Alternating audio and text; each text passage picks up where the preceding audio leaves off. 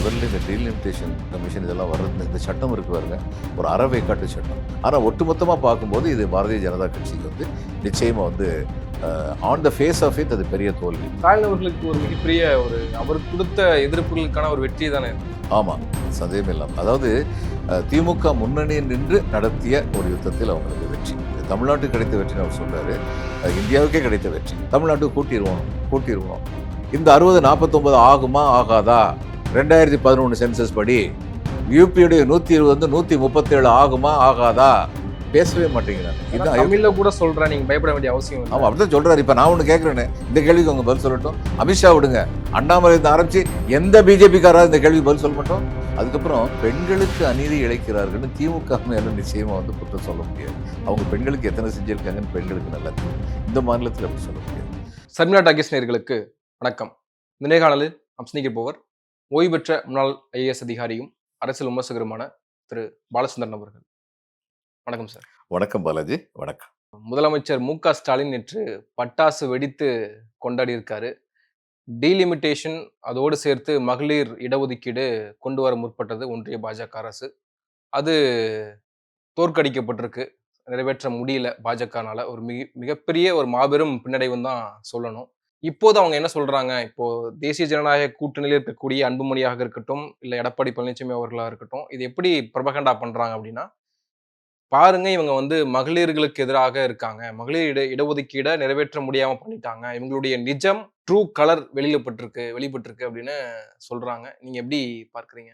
இல்லை, இப்போ வந்து அப்படி சொல்றதை தவிர ஒரு வழி இல்லை. மசோதா தோத்ததுக்கு அப்புறம் இந்த மசோதா கொண்டு வந்ததே மகளிர் இடஒதுக்கீடுங்கிறத வந்து ஃப்ரண்ட்ல வச்சுக்கிட்டு, இந்த முகமூடின்னு சொல்லுவாங்கல்ல, அது ஒரு முகமூடி மாதிரி வச்சுக்கிட்டு, இந்த மறுசீரமைப்பு வந்து தென்னிந்திய மாநிலங்களுக்கு ஒரு மிகப்பெரிய அநீதி இழைக்கக்கூடிய ஒரு மறுசீரமைப்பு வந்து கொண்டு வர பார்த்தாங்க. அதில் வந்து தோற்று போயிட்டாங்க. அதில் வந்து பாராட்டக்கூடிய அம்சம் என்னென்னா, தென்னிந்திய மாநிலங்கள் மட்டும் இல்லை, கிழக்கு மாநிலங்கள், வட இந்திய மாநிலங்கள் எல்லாமே சேர்ந்து தான், அங்கே உள்ளவங்களாம் சேர்ந்து தான் ஓட்டு.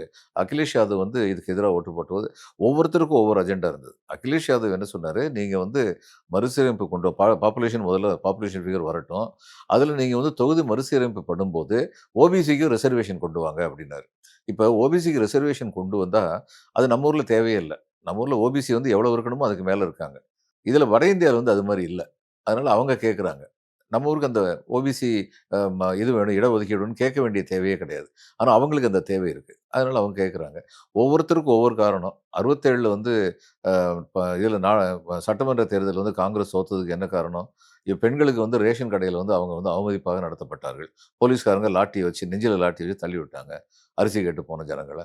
இந்தியர் போராட்டத்தினால மாணவர்கள் பாதிக்கப்பட்டிருந்தாங்க. இது மாதிரி பல குடும்பங்கள் வந்து பாதிப்போடு இருந்தாங்க. அவங்க எல்லாருமே காங்கிரஸுக்கு எதிராக ஓட்டு போட்டாங்க. அதனால காங்கிரஸ் தோத்துச்சு. அது மாதிரி இந்த சட்டத்தில் வந்து பல குடும்பங்களுக்கு, ஒவ்வொரு குடும்பத்திற்கும் அதிருப்தி ஏற்படுற வகையில் இந்த சட்டம் இருந்தது. எதனால அகிலேஷ் யாதவ் எதிர்த்தான்னு உங்கள்கிட்ட சொன்னேன். இவங்க வந்து ரொம்ப சுருக்கமாக மம்தா சொல்லிட்டு, ஏன்னா இதுக்கு முன்னாடி மம்தாவை பற்றி கொஞ்சம் தப்பான அபிப்பிராயம் வர்ற மாதிரி இருந்தது. இங்கே இதில் உள்ள ஆஃபீஸர்லாம், வெஸ்ட் பெங்காலில் உள்ள ஐஏஎஸ் ஆஃபீஸர்ஸ், ஐபிஎஸ் ஆஃபீஸர்லாம் எலெக்ஷன் டியூட்டிக்குன்னு சொல்லி எலெக்ஷன் கமிஷன் இங்கே அனுப்பிச்சு, தமிழ்நாட்டுக்கு அனுப்பிச்சு. அதில் தமிழ்நாட்டு முதலமைச்சருக்கு அதில் எந்த ஹேண்டும் கிடையாது.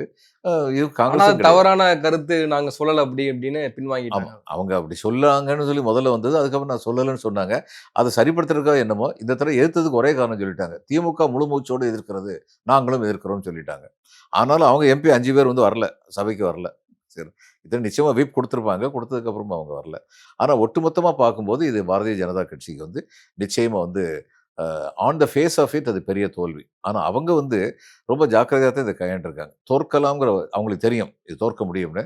அப்படி தோத்தா நம்ம வந்து இவங்க வந்து ஆன்டி விமன்னு சொல்லி இவங்க மேலே பழிய போட்டுருவோன்னு சொல்லி தான் இந்த மகளிர் இடஒதுக்கீடு முன்னாடி கொண்டு வந்தாங்க. இப்போ என்னுடைய கேள்வி என்னென்னா, அல்ல சட்டம் தெரிஞ்சவங்க பல பேருடைய கேள்வி என்னென்னா, இதோட எதுக்கு நீங்கள் மகளிர் இடஒதுக்கீடை வந்து கம்பைன் பண்ணீங்க? என்ன தேவை? பார்லிமெண்ட்டில் நீங்கள் ஒரே ஒரு சட்டம் தான் போடணும். அந்த சட்டம் என்ன சொல்லணும், நாடாளுமன்றத்தில் உள்ள இரு சபைகளிலும், மாநிலங்களில் உள்ள சட்டமன்றம் மற்றும் அடுத்த சபை, சில இதில் இருக்குது, சில இதில் இல்லை, மாநிலங்களில் உள்ள சபைகளிலும் பெண்களுக்கு 3 1 இடஒதுக்கீடு செய்யும் வகையாக அரசியலமைப்பு சட்டம் திருத்தப்படுகின்றது. கதம். அப்படி முடிச்சிட்டிங்கன்னா 543 பேர் இருந்தால் 181 பேர் இதில் இருப்பாங்க, பெண்களாக இருப்பாங்க. 850 பேர்னு சொல்லி இருந்தீங்கன்னா 280 பேர் பெண்களாக இருப்பாங்க. ஆட்டோமேட்டிக்காக ஆயிடுவாங்க. இது எதுக்கு நீங்கள் தனியாக வந்து இதையும் அதையும் சேர்த்து போட்டு குழப்பிக்கிட்டு இருக்கணும்? தேவையே இல்லை. இன்னொன்னு இப்படி போடும்போதும் வந்து என்னைக்கு வந்து அவங்களுக்கு வந்து இடஒதுக்கீடு கிடைக்கும்னு சொல்றாங்க? அந்த டீலிமிட்டேஷன் கமிஷன் ஃபார்ம் ஆகணும். ஃபார்ம் ஆகி அவங்க வந்து அந்தந்த மாநிலத்துக்கு எவ்வளவுன்னு சொல்லி 850ன்னு 19 சொல்லிட்டாங்க. எல்லாருக்கும் 50% அப்படின்னு சொல்லி கூட்டி சொல்லிட்டாங்க. அடுத்து ஒவ்வொரு இதுலயும் இப்ப தமிழ்நாட்டுல வந்து பாண்டிச்சேரியை சேர்த்து 60 ஆகுதுன்னா, இந்த 60ல 20 வந்து பெண்களுக்கு எந்தெந்த தொகுதிகள் அப்படின்னு சொல்லி தீர்மானம் பண்ணுவாங்க. அப்படி தீர்மானம் பண்ணதுக்கு அப்புறம் தான் அவங்களுக்கு வந்து கிடைக்கும். அப்படின்னு சொன்னா, ஒட்டுமொத்தமா நாட்ட குழப்புறதுக்கு. ஏன் முதல்ல வந்து இவங்க என்ன சொல்லியிருந்தாங்க, இவங்களே போட்ட சட்டத்தில என்ன சொல்லியிருந்தாங்க, 26க்கு அப்புறம் சென்சஸ் முடிஞ்ச உடனே டீலிமிட்டேஷன் கமிஷன் உட்காரும். அது 27ல உட்காரும். 27ல உட்கார்ந்ததுன்னா, அது வந்து 26 இதத்தான் பார்க்கும். கடைசி சென்சஸ் ஃபிகர் என்னவோ, அந்த சென்சஸ் ஃபிகர் அடிப்படையில தான் அவங்க வந்து சீட்ட வந்து நிர்ணயம் பண்ணணும். அப்படி நிர்ணயம் பண்ணி அவங்க சொன்னாங்கன்னா, அடுத்து வர்ற தேர்தல்ல தான் பண்ண முடியும்னா, அது 31ல தான் முடியும். இப்ப இவங்க என்ன பிளான் பண்றாங்கன்னா, 29லயே முடிக்கணும்னு சொல்லி பார்க்குறாங்க. அதாவது அடுத்த நாடாளுமன்ற தேர்தல்லயே பெண்கள் இடஒதுக்கீட கொண்டு வந்துட்டோம்னு சொல்லிக்கணும். அப்படி சொல்லிக்கிட்டு அதன் மூலமா 850 அப்போசிஷன் இல்லாம கொண்டு வந்துரலாம். 850 அப்போசிஷன் இல்லாம கொண்டு வந்தா, தென் மாநிலங்களுக்கு மிகப்பெரிய அநீதி இழைக்கப்படும். அத பத்தி எங்களுக்கு கவலை இல்ல. இதுதான் இவங்களுடைய உட்கணக்கு. இதுல முதலமைச்சரினுடைய செயல்பாடுகள், டீலிமிட்டேஷனுடைய நகல எரிச்சதாக இருக்கட்டும், கருப்பு சட்டை போடு அணிந்தது, கருப்பு கொடி ஏந்துங்கன்னு சொன்னதா இருக்கட்டும், மிகப்பெரிய எதிர்ப்பை காட்டுனாங்க. மீண்டும் ஒரு இந்திய எதிர்ப்பு போராட்டத்த நீங்க பார்க்க வேண்டியது இருக்கும். 50, 60கள்ல பார்த்த திமுகவ பழைய முகத்த நீங்க பார்க்க வேண்டியதாக இருக்கும்னு பழைய அ மிக காத்திரமாக தன்னுடைய எதிர்ப்ப பதிவு செய்திருந்தாரு. இப்போ பட்டாசு வெடித்து கொண்டாடுறாங்க. தேர்தலுக்கு முன்பாகவே ஒரு வெற்றிய நாங்க பெற்றிருக்கோம் அப்படின்னு சொல்றாங்க. டெல்லி விசஸ் தமிழ்நாடு அப்படின்றதுல இன்னைக்கு தமிழ்நாடு வென்று இருக்கு அப்படின்னு சொல்றாங்க. இந்த நரேஷன் இன்னைக்கு களத்துல அது எதிரொலிக்கும்னு நினைக்கிறீங்களா? இல்ல அவங்க சொல்றது எதிரொலிக்காது. இவங்க சொல்றதும் பெருசா எதிரொலிக்காது. அவங்க வந்து என்ன சொல்லப் போறாங்கன்னா, பெண்களுக்கு அநீதி இழைத்து விட்டார்கள்ன்னு அவங்க சொல்லப் போறாங்க. இவங்க என்ன சொல்லப் போறாங்கன்னா, நாங்க சட்டத்த நிப்பாட்டிட்டோம். அதன் மூலம் தமிழ்நாட்டுக்கு ஏற்படக்கூடிய அநீதியை நிறுத்தி விட்டோம்ன்னு சொல்லப் போறாங்க. ஜனங்கள் 2யுமே பெருசா எடுக்க மாட்டாங்க. That's my feel. நாங்க வென்றுட்டோம். முன்னாடியே தேர்தலுக்கு முன்பாகவே ஒரு வெற்றிய பெற்றிருக்கிறோம் அப்படின்னு ஆமா, அது நிச்சயமா எடுபடும். எடப்பாடியும், பிரதமரும் என்ன சொன்னாலும், சரி நீங்க நாடாளுமன்றம் தோத்தானே போயிட்டீங்க அப்படின்னு கேட்டா இவங்க என்ன பதில் சொல்ல முடியும்? அதான உண்மை. என்ன காரணமா இருக்கட்டும். நீங்க எங்களுக்கு பெண்களுக்கு இடஒதுக்கீடு குடுக்குறேன்னு நினைச்சீங்கன்னு இருக்கட்டும். அத உங்களால செய்ய முடியலைல்ல. தோத்தானே போயிட்டீங்க. அப்படின்னு கேட்டா இவங்க என்ன பதில் சொல்ல முடியும்? அப்ப ஜெயிக்க முடியாத ஒரு காரியத்த நீங்க கொண்டு வந்துட்டு, கடைசியில எங்களுக்கு பெண்கள் இடஒதுக்கீடு கிடைக்காததுக்கு இவங்க தான் காரணம். அவங்க மேல எதுக்கு பழி போடுறீங்க? அப்படின்னு ஜனங்கள் நினைக்கலாம் இல்லையா? அதுக்கப்புறம் பெண்களுக்கு அநீதி இழைக்கிறார்கள்ன்னு திமுக மேல நிச்சயமா வந்து குற்றம் சொல்ல முடியாது. அவங்க பெண்களுக்கு எத்தனை செஞ்சிருக்காங்கன்னு பெண்களுக்கு நல்லா தெரியும். இந்த மாநிலத்தில அப்படி சொல்ல முடியாது. அதிகமாக பெண்கள் புரொப்போர்ஷனேட்லி பெர்சன்டேஜ் வைஸ் இந்தியாவிலேயே அதிக விகிதாச்சாரப்படி அதிகமாக பெண்கள் வேலை செய்வது அப்படிங்கிறது தமிழ்நாடு தான். அது ஏற்கனவே சொல்லியிருக்காங்க. இது என்ன சும்மா வந்துச்சு? அப்படிப்பட்ட ஒரு சூழ்நிலையை ஏற்படுத்தி கொடுத்ததால் வந்தது. இல்லைங்களா? அ இந்த அ இந்த விஷயம் வந்து தோற்கடிக்கப்படும். டீலிமிட்டேஷன் குறித்து சட்ட திருத்தத்த வந்து 2 பங்கு ஆதரவு 3ல 2 பங்கு ஆதரவு வந்து கிடைக்கணும் அப்டின்னா, நிச்சயமாக பாஜகவுக்கு கிடைக்க போறதில்ல. இது நிச்சயமாக தோற்கடிக்கப்படும்னு ஸ்டாலின் அவர்களுக்கு தெரியும். தெரிந்தே இத வந்து வேணுமென்றே மக்கள் கிட்ட பெரிய பொய்ய சொல்லியிருக்காரு. இது அநீதி இழைக்கப்பட போகுதுன்னு சொல்றாரு. ஆனால் இதெல்லாம் பொய்யு. ஸ்டாலின் மன்னிப்பு கேட்கணும்னு இப்ப அன்புமணி சொல்றாரு. இதெல்லாம் தோத்ததுக்கு அப்புறம் தானே பேசுறாங்க. தோற்கடிக்கப்படும் அப்படின்னு தெரியும். அப்ப இவங்களுக்கும் தெரியுமா? ஏன் சொல்லல? தோற்கடிக்கப்படும் வேணாம் இந்த எக்ஸர்சைஸ்ன்னு ஏன் சொல்லல? தோத்தவங்க சொல்றது. ஒரு அந்த படம் பேரு ரஜினி முருகனா? அந்த படத்துல வந்து சமுத்திரக்கனி வந்து இவருடைய பேரன்னு சொல்லி ரொம்ப கதையெல்லாம் விடுவாரு. ஒண்ணுமே நடக்காது. கடைசியில வந்து அவர் பெரியவர்ன்னு சொல்லுவாரு, "ஏன்டா நீ குடுத்த 1,00,000த்துக்காக தான்டா இவ்வளோ பண்ணிட்டு இருக்க. போடா எடுத்துட்டு போடாம்பாரு." கடைசியில தோத்துட்டு போம்போது அவர் என்ன சொன்னார், "நம்ம விடுவோமா? 1,00,000த்த வாங்கிட்டோம்லன்னு" சொல்லிட்டே போவாரு. அது மாரி தான் இன்னைக்கு பேசிட்டு இருக்காங்க. வேற ஒண்ணும் இல்ல. இதுல ஸ்டாலின் அவர்களுக்கு ஒரு மிகப்பெரிய அவர் குடுத்த எதிர்ப்புகளுக்கான ஒரு வெற்றி தானே இது. ஆமா. சந்தேகமே இல்லாம. அதாவது திமுக முன்னணியில் நின்று நடத்திய ஒரு யுத்தத்தில் அவங்களுக்கு வெற்றி. இது தமிழ்நாட்டுக்கு கிடைத்த வெற்றின்னு அவர் சொல்றாரு. இந்தியாவுக்கே கிடைத்த வெற்றி நான் நினைக்கிறேன். ஆனா தமிழ்நாடு தான் இதுல ஃபோர் ஃப்ரண்ட்ல இருந்தாங்கங்கிறதுல சந்தேகம் கிடையாது. அழுத்தம் திருத்தமாக தன்னுடைய கருத்தை இந்த இது வந்து வெற்றி பெறுமா? தோல்வி அடையுமா? இந்த மசோதாங்கிறதெல்லாம் தெரியாத சூழ்நிலையில உடனடியாக இந்த மசோதாவை முற்ற முழுக்க எதிர்த்ததுல முன்னணியில் நின்னவது ஸ்டாலின் தான். அதனால அவருக்கு நிச்சயமா பேரு. முதலமைச்சர் மு.க. ஸ்டாலின் நேற்று ஒரு ட்வீட் போட்டிருந்தாரு. அ ராகுல் காந்திக்கும் என்னுடைய நன்றி. அவருடைய ஒத்துழைப்பு, அவர் நேத்து பாராளுமன்றத்திலயும் அத வெளிப்படுத்தியிருந்தாரு. நீங்க கவலைப்பட தேவையில்ல. சதர்ன் ஸ்டேட்ஸா இருக்கட்டும், நார்த் ஈஸ்டர்ன் ஸ்டேட்ஸா இருக்கட்டும், இல்ல இதுல பாதிப்படையக்கூடிய மாநிலங்கள், பயப்படக்கூடிய மாநிலங்கள் எல்லாருக்குமே ஒண்ணும் கவலைப்படாதீங்க. நாங்க கொண்டு வர விட மாட்டோம் அப்படின்னு அவர் உறுதியா சொல்லியிருந்தாரு. அதே போல கொண்டு வர விடல. எதிர்க்கட்சிகள் ஒற்றுமையாக இருந்து அத முறியடிச்சுட்டாங்க. ரா முதலமைச்சர் மு.க. ஸ்டாலின் நன்றி தெரிவிச்சிருக்கார் ராகுல் காந்திக்கு. ஆனால் இன்று தேர்தல் பரப்புரைக்கு தமிழகம் வருகிறார் ராகுல் காந்தி. காங்கிரஸ்காரர்கள் போட்டியிடக்கூடிய தொகுதிகள மட்டும் பிரச்சாரம் பண்ணிட்டு அவர் போறதாக தகவல் வருது. அப்படி பண்ணாருன்னா, இப்ப ராகுல் இன்னைக்கு எடப்பாடியும், மோடியும் சேர்ந்து ஒரு ஸ்டேஜ்ல மீட் பண்றாங்க. அவங்க 2 பேரும் பரப்புரை மேற்கொள்றாங்க அப்படின்னா, அது ஒரு நரேஷன் கிடைக்கும். அது ஒரு இரு கட்சி தொண்டர்கள் மத்தியில ஒரு பிணைப்பு ஏற்படும். அதுபோல ஏன் இங்க ஸ்டாலின் அவர்களும், ராகுல் காந்தியும் இணைந்து ஒரு பிரச்சாரம் மேற்கொள்றதுல என்ன பிரச்சனை உங்களுக்கு? பிரவீன் சக்கரவர்த்திகிட்டயும், மாணி தாக்கூர்ட்டயும் இந்த கேள்விய கேட்கலாம். ஏன் இப்படி பண்ணீங்கன்னு சொல்லி கேட்கலாம். ஏன் அவங்க பேச்ச கேட்டீங்கன்னு ராகுல் காந்திட்ட கேட்கலாம். இதுக்கு மேல சொல்றதுக்கு என்ன இருக்கு? நேத்து நீங்க இந்த விவாதத்தை முன்னின்று நடத்துங்கள் அப்படின்னு சொல்லி ஸ்டாலின் ராகுல் காந்திக்கு ஃபோன்ல சொன்னாருன்னு சொல்லி ஒரு தகவல் வந்தது. இது மறைமுகமாக ஸ்டாலின் சொன்ன ஒரு செய்தி, நம்மலாம் ஒண்ணா சேர்ந்து தான இருக்கோம் அப்படின்னு ஒரு ரீகன்சிலியேஷன் மெசேஜ் ஒண்ணு குடுத்தாரு. இவர் குடுக்க வேண்டிய தேவையே இல்ல. ஏன்னா இவர் இந்த டிஃபரன்ஸ் ஆஃப் ஒப்பீனியனுக்கு காரணமே கிடையாது. அப்படி இருந்தும் பெருந்தன்மையோட இவர் மெசேஜ் குடுத்திருந்தாருன்னா, ராகுல் அத ஏத்துக்கிட்டு இருந்தாருன்னா நல்லா இருந்திருக்கும். அந்த மெசேஜ் பேசிஸ்ல தேங்க் யூன்னு சொல்லிட்டு, அதே மாரி முன்னால நின்னு அத ஃபைட் பண்ணாரு நேத்து. அடுத்து அது ஏற்கனவே அதுக்கு என்கிட்ட சொன்னாரு. இன்னைக்கு நன்றி சொல்றாரு. அப்படி 2 பேரும் சேர்ந்தோம் நல்லா இருந்திருக்கும். நல்லா வரலங்கிறது நிச்சயமா it sends a bad signal. There is no doubt. Congress கொஞ்சம் பிடிவாதம் பிடிக்கிறாங்க அப்படின்னு சொல்லி ஒரு சிக்னல் தான் இது போகுது. அதுல சந்தேகம் இல்ல. ஆனால் புதுச்சேரியில ராகுல் காந்தி காங்கிரஸ் கேண்டிடேட்ஸ்க்கு மட்டும் தான் பிரச்சாரம் பண்ணாரு. ஆனா முதல்வர் காங்கிரஸ் கேண்டிடேட், டிஎம்கே கேண்டிடேட் 2 பேருக்கும் பிரச்சாரம் பண்ணாரு புதுச்சேரியில. அதே மாரி எங்கேயும் காங்கிரஸுக்கு, விடுதலை சிறுத்தைகளுக்கு, கம்யூனிஸ்ட் கட்சிகளுக்குன்னு சொல்லி இவங்க தேமுதிகன்னு கூட்டணி கட்சிகள் எல்லாத்துக்கும் சேர்ந்து தான் முதல்வர் பிரச்சாரம் பண்ணிட்டு இருக்காரு. ராகுல் அப்படி பண்ணலன்னா நம்ம என்ன செய்ய முடியும்? பண்ணியிருந்தா நல்லா இருந்திருக்கும். இல்லன்னா அவங்க அத ஒரு இதா அவங்க 2 பேருக்கு இடையில டிவிஷன் இருக்குன்னு பேசத்தான் சொல்லுவாங்க. அவங்க 2 பேருக்கு இடையில முந்தி இருந்த அந்த மன ஒற்றுமை இப்ப இல்லை. அப்படிங்கிறதுல சந்தேகம் கிடையாது. அப்படிதான் இருக்கு நிலைமை. இதுல ஆனா இந்த டீலிமிட்டேஷன் விஷயத்திலேயே எதிர்க்கட்சிகள் தப்பு தான் பண்ணியிருக்காங்க.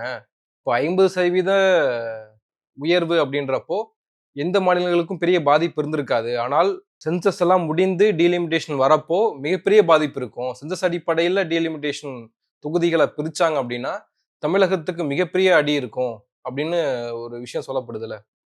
அதாவதுங்க, முதல்ல இந்த டீலிமிட்டேஷன் கமிஷன் இதெல்லாம் வர்றது இந்த சட்டம் இருக்கு பாருங்க, ஒரு அறவேக்காட்டு சட்டம்.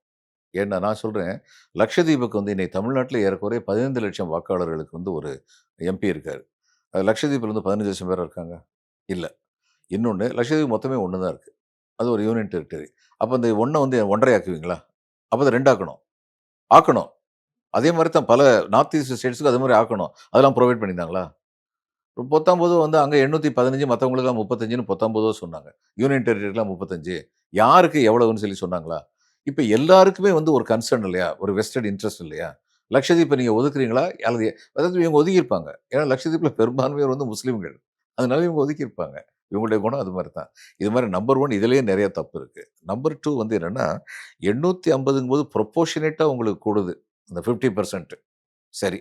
அதிலேயே சிக்கல் என்னன்னா, 542ல 40 பேர் இருந்தோம். 850ல நம்ம 60 பேர் ஆகப்போறோம். இப்போ இவங்க 80லேருந்து 120 ஆகப் போறாங்க யுபி. 120க்கும் 60க்கும் இடையில 60 வித்தியாசம். 80க்கும் 40க்கும் இடையில 40 வித்தியாசம். அப்போ பார்லிமென்ட்ல அவங்களுடைய எண்ணிக்கை அதிகமா போப்போது. அவங்களுடைய ஷவுட்டிங் எபிலிட்டி ஜாஸ்தியா போப்போது. இந்த எல்லாருக்கும் 50% குடுக்கும்போதே அது ஜாஸ்தியா போப்போது. 1. 2வது, இதுக்கு அடுத்து ஒரு டீலிமிட்டேஷன் கமிஷன் ஃபார்ம் ஆகப்போகுது. ஃபார்ம் ஆகணும். இந்த 850ன்னு சொன்னதுக்கு அப்புறம், அந்த டீலிமிட்டேஷன் கமிஷனுடைய இது என்ன? உத்தரவு என்ன? அவங்க உட்காரும்போது எந்த பாப்புலேஷன் சென்சர் ஃபிகர் இருந்ததோ, அந்த ஃபிகருடைய அடிப்படையில அவங்க தொகுதிகள நிர்ணயம் பண்ணணும். இப்போ பார்லிமென்ட் என்ன சொல்லியிருக்கு? 850 தொகுதின்னு சொல்லியிருக்கு. 850ல இப்போதைக்கு யுபிக்கு 120, இப்போதைக்கு தமிழ்நாடு பிளஸ் பாண்டிச்சேரிக்கு 60 அப்படின்னு சொல்லியிருக்கு. எல்லாருக்கும் ஒண்ணு தெரியணும். 542 எப்படி வந்துச்சு? முதல்ல 542 இல்ல. பாப்புலேஷன் சென்சஸ் ஃபிகர பார்த்துட்டு கூட்டுனாங்க அல்லது குறைச்சாங்க. தமிழ்நாட்டுக்கு 42 இருந்தது 39 ஆச்சு. ஏன்னா நம்ம பாப்புலேஷன் கம்மியா இருந்தது. 1971ல நம்முடைய சென்சஸ் பாப்புலேஷன்ல தமிழ்நாடு பாப்புலேஷன் எவ்வளவு இருந்ததோ, பெர்சன்டேஜ் அந்த 7.41% 7.14 நெனைக்கிறேன். இந்திய பாப்புலேஷன்ல 7.14 நமக்கு இருந்ததுல, 2011ல 7.14 கிடையாது. அதோட கீழ தான் இருக்கும். ஏன்னா, நம்ம பாப்புலேஷன் குறைச்சுக்கிட்டு இருந்திருக்கோம். யூபிக்கு வந்து 11 பாயிண்ட் சம்திங் இருந்ததுல இன்னைக்கு அது கூடும் 14% சொல்லி சொல்றாங்க. அப்போ 2011 சென்சஸ் அடிப்படையில் டீலிமிட்டேஷன் கமிஷன் உட்காரும் போது இந்த 850ல இவங்களுடைய 60 இருக்காது, 49,000. இதை அவங்க சொல்லாம மழுப்புறாங்க. அமித்ஷா அண்ட் அதர்ஸ் திரும்ப திரும்ப என்ன சொல்றாங்க, தமிழ்நாட்டுக்கு கூட்டிடுவோம். இந்த 60 49 ஆகுமா ஆகாதா? 2011 சென்சஸ் படி யூபியுடைய 120 வந்து 137 ஆகுமா ஆகாதா? பேசவே மாட்டேங்கிறாங்க. வேணா இதுதான் தமிழ்ல அயோத்தி. கூட சொல்றேன், நீங்க பயப்பட வேண்டிய அவசியம் இல்ல. ஆமா, அப்படிதான் சொல்றாரு. இப்ப நான் ஒண்ணு கேட்கிறேன்னு, இந்த கேள்விக்கு அவங்க பதில் சொல்லட்டும். அமித்ஷா விடுங்க, அண்ணாமலை இருந்து ஆரம்பிச்சு எந்த பிஜேபிக்காரா இந்த கேள்விக்கு பதில் சொல்ல மாட்டாங்க. விஜய் அவர்கள் அவரும் வந்து டீலிமிட்டேஷன் குறித்து ஒரு ட்வீட் போட்டிருந்தாரு. ஏற்கனவே வந்து நிதி பங்கீடுல மாநில அரசுகளுக்கு வந்து போதிய நிதி வரதில்லைன்னு பிரச்சனை போயிட்டு இருக்கு. இப்ப அரசியல் அதிகாரத்திலயும் வந்து நமக்கு அடிபடுது அப்படின்னா, இது வந்து பேசக்கூடிய விஷயம், பெரிய ஆபத்து அப்படின்னு அவரும் தன்னுடைய கருத்தை வெளிப்படுத்தியிருந்தார். ஆனால் பொதுவெளியில அவர் பேசினதும், இல்ல தேர்தல் அறிக்கை விஷயத்துல அவர் வந்து அன்னைக்கும் சரி, அன்னைக்கும் டீலிமிட்டேஷன் குறித்து பேசல. நேற்று பிரச்சாரம்லாம் பண்ணியிருக்காரு. பெரம்பூருக்கு போயிருக்காரு, கோலம் போட்டிருக்காரு. எப்படி அத பார்க்குறீங்க? ஏதோ சின்ன பிள்ளைங்க அதெல்லாம். இவரையெல்லாம் ஒரு பெரிய அரசியல் சக்தியா நினைச்சு பேசுறதுக்கு நான் ரெடியா இல்ல. அவருக்கு என்ன பெரிய பொலிட்டிக்கல் கான்ஷியஸ்னஸ் இருக்கு? யார் சொல்லிக் குடுத்தாங்கன்னு தெரியல, அரசியலுக்கு வந்துட்டாரு. வந்து பதவி வரும்னு நெனைச்சாரு. இப்ப பாருங்க எல்லா மீட்டிங் போமாட்டேங்கிறாரு.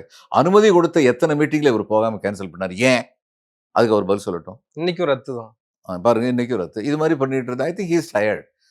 எல்லாத்துட்டையும் வந்து என்னத்த எத்தன நாள் தான் நான் எழுதி குடுத்த வாசிக்கிறது, ஒண்ணும் ரியாக்ஷன் இல்லையே ஜனங்கள்ட்டன்னு சொல்லி அவருக்கு களைப்படைந்து விட்டார்ன்னு நெனைக்கிறேன் நானு.